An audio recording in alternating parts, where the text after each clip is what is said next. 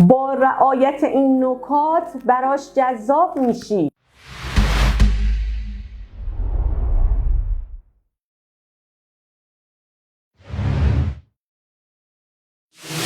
خود دوستی تا عاشق خودت نباشی هیچ کس عاشق تو نمیشه. زن و مرد نداره. اگر خانم هستی اجازه بده ازت حمایت کنه، بهش حس تکیهگاه بودن رو بده.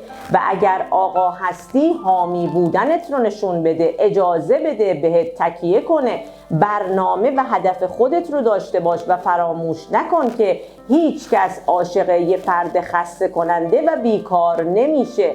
ارزش ها و علایق طرف مقابلت رو بشناس، به دنیای مطلوبش وارد شو و از موارد مورد علاقهش صحبت کن. یادت باشه هر فردی به یک فضای دلتنگی نیاز داره، پس دائم کنترلش نکن، بهش فضا و آزادی بده.